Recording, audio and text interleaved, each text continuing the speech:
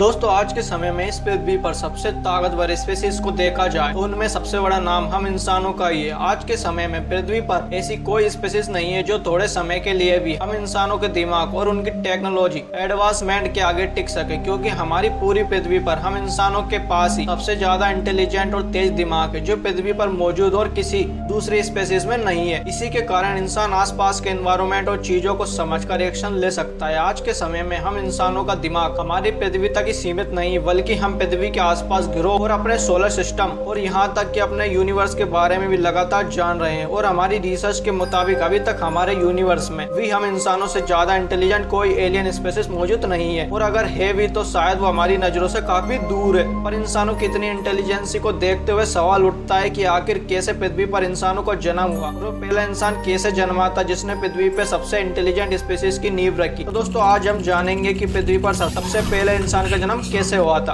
आप सब जानते होंगे कि हम इंसान इस धरती पर हमेशा से मौजूद नहीं थे, क्योंकि यदि ऐसा होता तो शुरुआत में जब धरती पर डायनासोर जीवित हुआ करते थे तब हम उनके साथ कैसे रह पाते, क्योंकि डायनासोर के रहते हम इंसानों का पृथ्वी पर अच्छे से डेवलप हो पाना लगभग नामुमकिन था। और अगर डायनासोर के साथ हम इंसानों की एक डेवलप स्पीशीज मौजूद भी होती तो शायद वो भी डायनासोर की तरह पृथ्वी पर से विलुप्त हो चुकी होती। और दोस्तों ये एक प्रमाण है कि हम डायनासोर के मृत्यु के बाद ही धरती पर आए। लेकिन क्या कभी आपने सोचा है कि पहला इंसान धरती पर कैसे आया था और कहां से आया था? तो इसे समझने के लिए सबसे पहले हमारा ये जानना जरूरी है कि धरती पर जितने भी जीव मौजूद है वो सब पहले के जीवों से ही इवोल्व होकर आए हैं। वैज्ञानिकों ने रिसर्च में पाया है कि हमारी पृथ्वी पर जीवन की शुरुआत समुद्र से हुई है। पृथ्वी पर जीवन की शुरुआत आज से करीब 3.5 बिलियन साल पहले माइक्रो ऑर्गेनिज्म के फॉर्म में हुई थी। लेकिन दोस्तों बाद में जब धीरे धीरे इवोल्यूशन होता गया तब इन माइक्रो ऑर्गेनिज्म में काफी सारे बदलाव होना शुरू हो गए, जिसके बाद इनमें कई कॉम्प्लेक्स स्ट्रक्चर बनने लगे और समय के साथ ये मल्टी सेलुलर ऑर्गेनिज्म में इवोल्व होने लगे। इनमें से कुछ तो पानी में ही रह गए और कुछ धीरे धीरे पानी से बाहर जमीन पर रहना शुरू कर दिए। इसके कई हजारों लाखों साल बाद इवोल्यूशन कुछ इस प्रकार हुआ कि बड़े बड़े जीव भी धरती पर अस्तित्व में आने लगे, जैसे कि डायनासोर। और इन डायनासोर की प्रजाति के खत्म होने के बाद ही ह्यूमन इवोल्यूशन की शुरुआत हुई। उसके पहले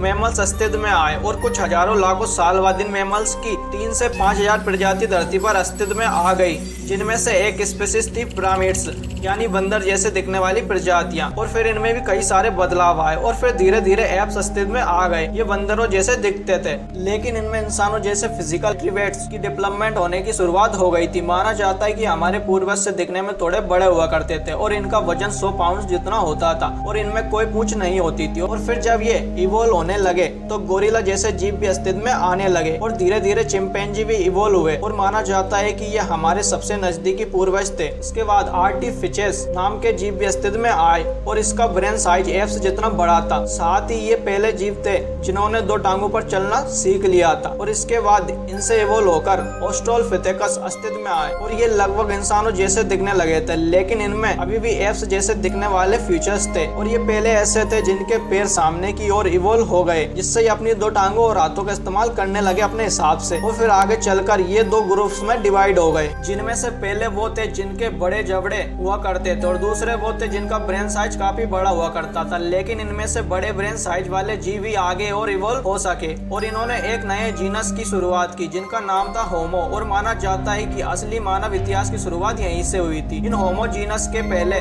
सदस्य का नाम था होमो हेबिलस, जिन्हें हैंडीमैन के नाम से भी जाना जाता है, क्योंकि ये पत्थरों से बने औजारों का इस्तेमाल करते थे। फिर इसके बाद होमो इथिकस अस्तित्व में आए। इनकी टांगे लंबी होती थी और बाहें थोड़ी छोटी, जो कि आज के मॉडर्न ह्यूमन जैसे ही थे। और अब ये पूरी तरीके से जमीन पर रहने लगे थे। इनका ब्रेन साइज भी काफी बड़ा था, लेकिन बाद में ये अफ्रीका से बाहर माइग्रेट करने चले गए। इन्हीं के कारण मानव धरती पर अलग अलग जगह रहने लगा। इसीलिए कह पाना मुश्किल है कि कौन से ग्रुप से आगे चलकर ह्यूमन इवोल्यूशन हुआ। और इसके बाद फिर आए होमो सेपियंस। इनका ब्रेन साइज पहले से ज्यादा विकसित था और साथ ही ये ज्यादा क्रिएटिव और इनोवेटिव थे। होमो सेपियंस पृथ्वी पर मौजूद सबसे ज्यादा इंटेलिजेंट स्पीशीज थी जो अपने शिकार आधुनिक पत्थरों के हथियारों द्वारा करती थी। होमो सेपियन धीरे धीरे और भी ज्यादा क्रिएटिव होने लगे और समय के साथ अपनी सभ्यता को मजबूत करा और टेक्नोलॉजी को बढ़ाने पर कार्य किया। होमो सेपियन ने जानवरों के शिकार के साथ साथ वेजिटेरियन चीजों को भी खाना शुरू कर दिया था। इसके बाद हम होमो सेपियन ने कभी भी पीछे मुड़कर नहीं देखा और आज के वैज्ञानिक विकास और उन्नति के कारण हम हर दिन और भी ज्यादा विकास कर रहे हैं। अब हम इतने सामर्थ्य हो चुके हैं कि हम अपना जीवन अच्छे से जी सकते हैं। उम्मीद है कि आप इस रहस्य को समझ गए होंगे कि किस प्रकार धरती पर पहला इंसान आया था और कहां से आया था। तो दोस्तों, कहने का मतलब यही है कि हम इंसानों का जन्म किसी एक इंसान से नहीं, बल्कि आज हम जो इंसान है वह पृथ्वी पर लाखों हजारों साल के एवोल्यूशन के कारण ऐसा बना है जैसे आज हम उसे देख रहे हैं। और ये एवोल्यूशन लगातार जारी है, आगे भी चलता रहेगा, क्योंकि दोस्तों एवोल्यूशन कभी भी नहीं रुकता। दोस्तों, वीडियो पसंद आई हो तो वीडियो को लाइक और चैनल को सब्सक्राइब कर दो। Thank you.